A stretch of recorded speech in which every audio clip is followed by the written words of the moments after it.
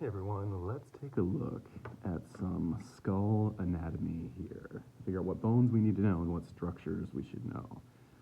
First, let's start with the bigger bones that make up the brain case. We've got this big bone on our forehead that forms the upper part of our orbitals, or the upper part of our eye sockets, and that is the frontal bone. We have one frontal bone right here in green.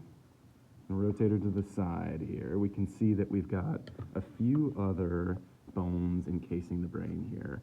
We've got the parietal bone right here, yellow parietal bone. There's two of them, a left and a right. And then this one that forms sort of right around our ear and can form our auditory canal right there. We've got our temporal bone. On the back, we can see the last major skull bone, this orange occipital bone that's got a big hole in the bottom of it for our spinal cord. Working our way around the other side, we can see that occipital bone in orange, yellow parietal bone, purple temporal bone, and we're back to the front here.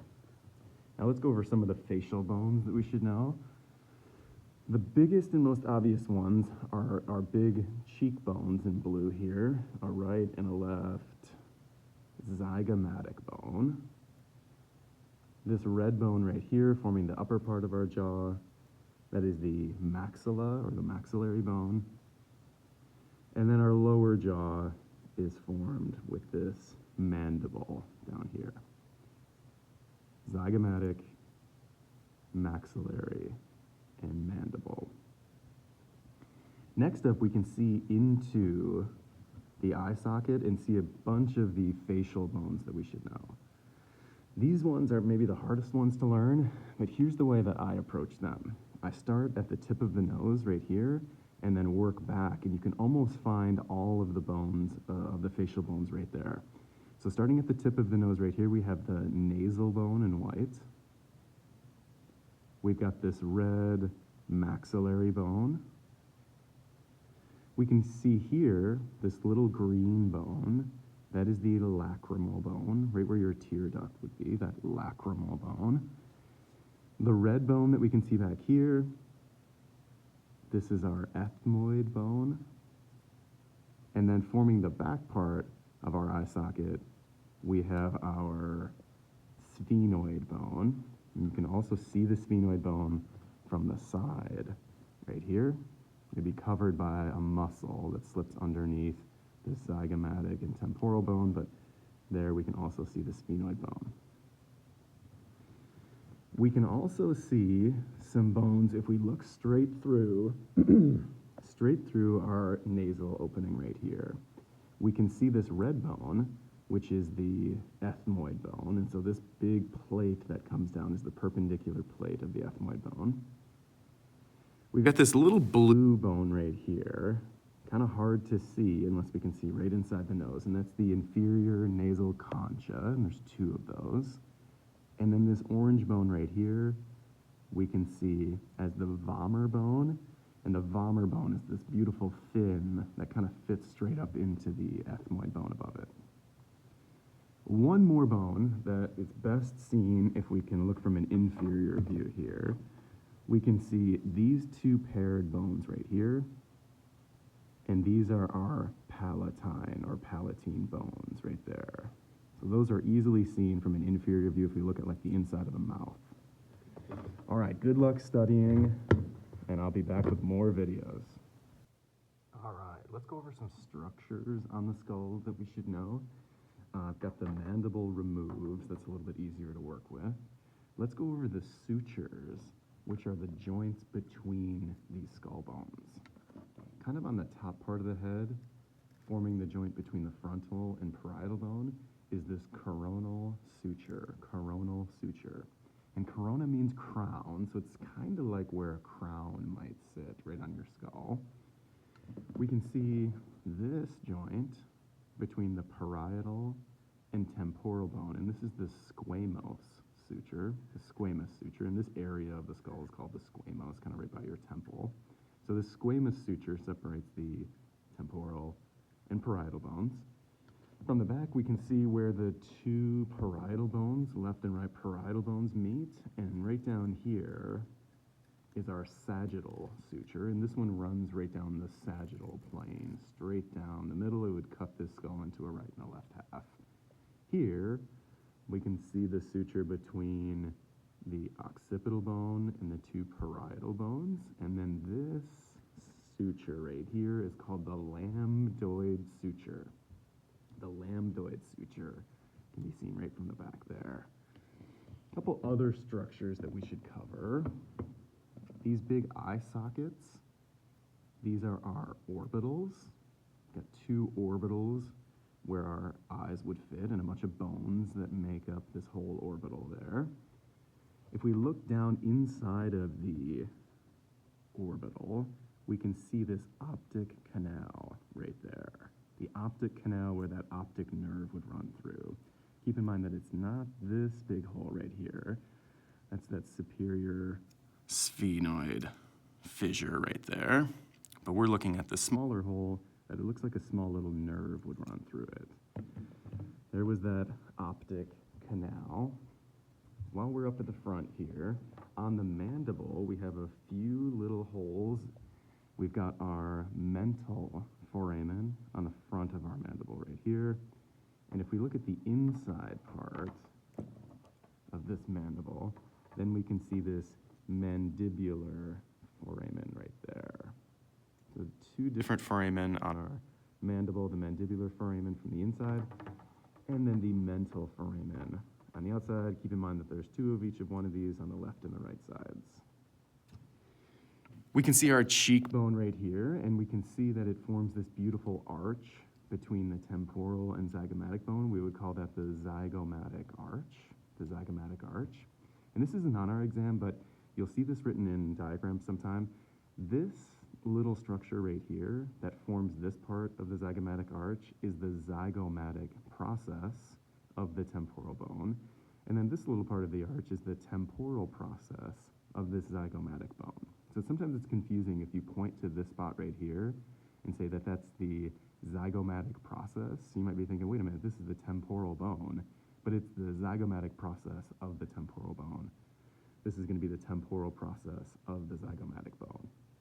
Again, I'm just going to ask us to learn that this structure right here that forms this little bridge is the zygomatic arch.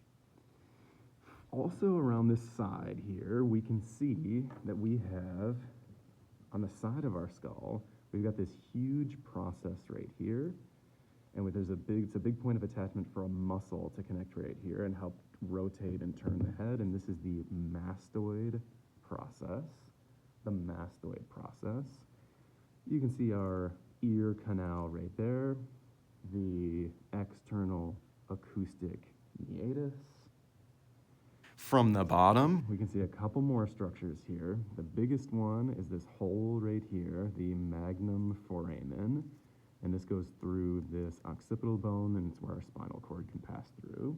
And on either side of this magnum foramen right here, we've got our rounded surface structures, and this occipital bone, it articulates with C1, or our first cervical vertebrae, with these rounded processes right here, and these are the occipital condyles, the condyles of the occipital bone.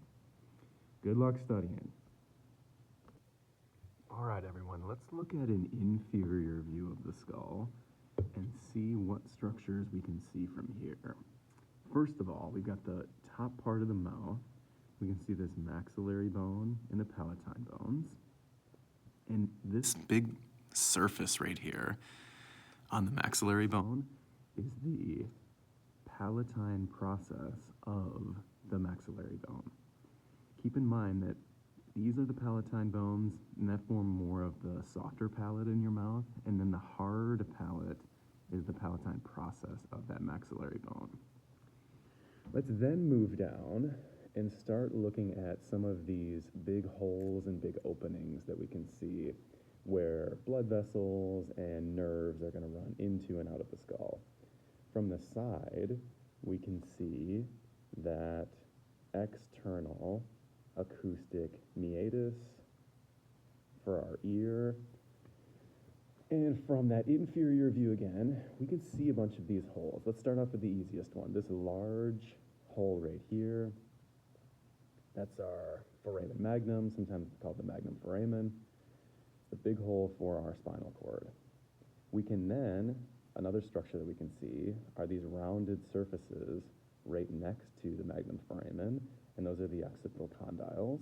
And if we slide just laterally to these occipital condyles, we see our first major foramen right there, and that is the jugular foramen. We've got a jugular foramen on this side and a jugular foramen on the other side as well. If we keep moving laterally, we can see this hole right here, and that is going to be the entrance to the carotid canal. And again, two of those on either side. So again, foramen magnum, occipital condyle, jugular foramen, first hole that we see. Next hole is the entrance to the carotid canal, right there. If we move up here, we can see a couple foramen on either side on more of the medial part of the skull. If we start right down this midline right here, we can see this first foramen that we run into is the foramen lacerum. The foramen lacerum. And lacerum means teardrop, and this foramen is kind of teardrop shaped. I don't know if you can see that, kind of triangular. It's got like an edge there, and a little rounded surface on the bottom. The foramen lacerum there, and the foramen lacerum there. Sliding out, the next major foramen that we can see is this oval-shaped one right here, and this oval-shaped foramen is the foramen ovale, the foramen ovale.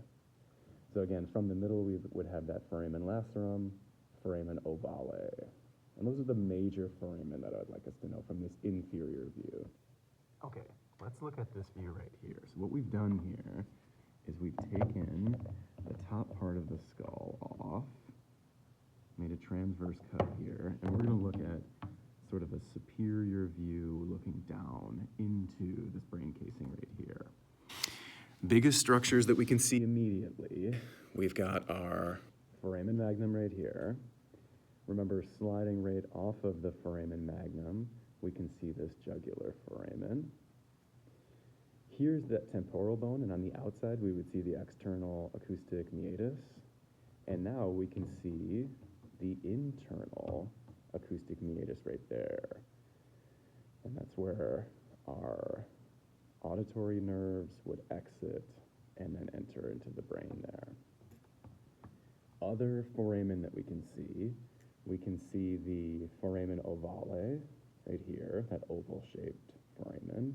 And what's interesting now is we can see that foramen lacerum right here, the tear-shaped one, and it merges and forms a single canal with this carotid canal right there. And again, these are on the right and on the left side. And another cool part about this view is that we get to see some of the ethmoid bone right here and the sphenoid bone right here. And one thing I'd like to point out about the sphenoid bone is we get this little saddle-shaped kind of compartment right here, and this is called the sella turcica.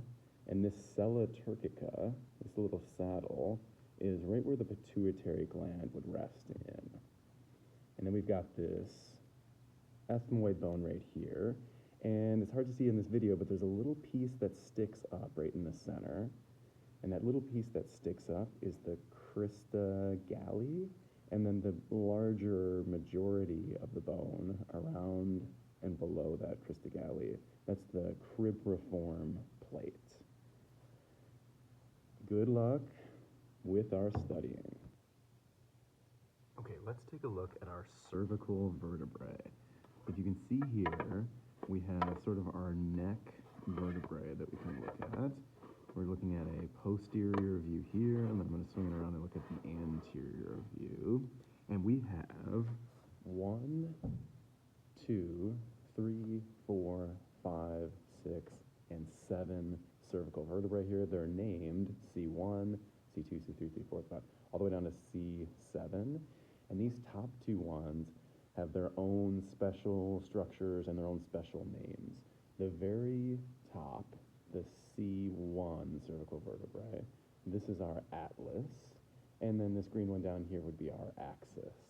And we can take a look at a couple of these two bones right here, and we'll see sort of how they articulate with one another and how C1 can rotate around C2 right there. And let's take a look at our cervical vertebrae and see if we can name all of the structures on our cervical vertebrae.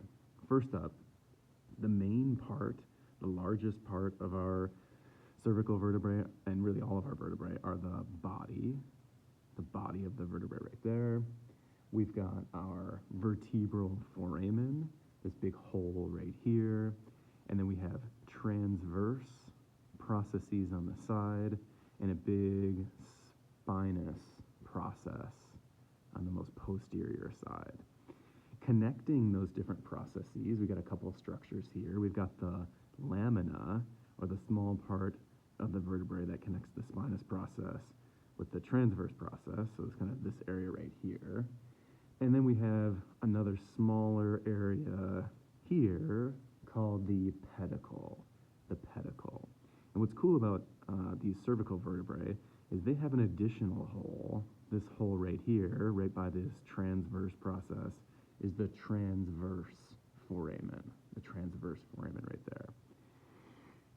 The other cool part and the main structure that I'd like us to check out here is this little vertical process that fits beautifully right around C1, or our atlas, and there's a little bit of ligament that wraps around right here, and again it allows C1 to beautifully rotate right around C2. And this little silver process right here, this is called the dens.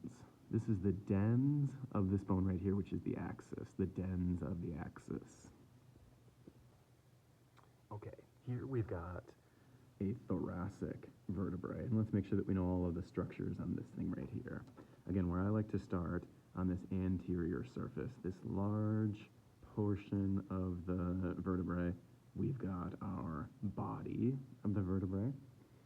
We've got a hole right here, and then we've got our vertebral foramen. And then the huge processes that we can see here, we've got our spinous process on the posterior side, and then two transverse processes sort of coming out at an angle on either side. We can see these little facets right here, or these vertebral condyles that we're going to articulate with the next vertebrae. And then moving our way around, we can see a couple structures here. We can see we've got the lamina connecting the spinous process to the transverse process. And connecting our transverse process to our body, we can see the pedicle right there and the pedicle right here. Another structure that we can see, if I put the next vertebrae on, we can see these little holes right here, and this little hole is where our spinal nerves would exit out of the side, and these small holes right there are the intervertebral foramen, or where our spinal nerves can exit. I think that's just about it for the structures of our vertebrae. So here we have our articulated spinal cord, or our articulated vertebrae. We've got our occipital bone forming the bottom and back part of our skull, followed by our 7 cervical vertebrae from C1 to C7. Then we would transition into our thoracic vertebrae from T1 to T12. And then we've got our lumbar vertebrae down here from L1 to L5. So we have 7 cervical vertebrae, 12 thoracic vertebrae, and then 5 lumbar vertebrae. The way I remember this is we eat breakfast at 7, lunch at noon, and then dinner at 5. Down here we can see our os coxae, or our pelvic bones. And we can see at the very bottom here, we can see the sacrum, this big bone right here. It's 5 or so bones fused together. And then this smaller bone down here is the coccyx. Okay, last but not least, let's look at our rib cage, or our thoracic cage. to finish up our axial bones. We've got this huge breastbone right here, our sternum. We've got our ribs running around the outside of our thoracic cage. And then we've got costal cartilage that connects our ribs to our sternum. And so our sternum has a few bones that make it up. We've got the manubrium, the body, and then this small point down here is another xiphoid process. On this manubrium here, you can see the jugular notch forming right there. And then we can run down and we can look at all of our ribs. We've got rib 1, 2, 3, 4, 5, 6, and 7. And rib 7 through 1, these are all of our true ribs. Then we've got some false ribs working our way down from here. We've got false ribs being 8 and 9 and 10. And then we've got floating ribs, 11 and 12 in the back there. 12 ribs. The first 7 are our true ribs, 8, 9, and 10 being our false ribs. And then those bottom 2 that don't connect to the sternum at all are our floating ribs. And that, I think, finishes up our axial bone.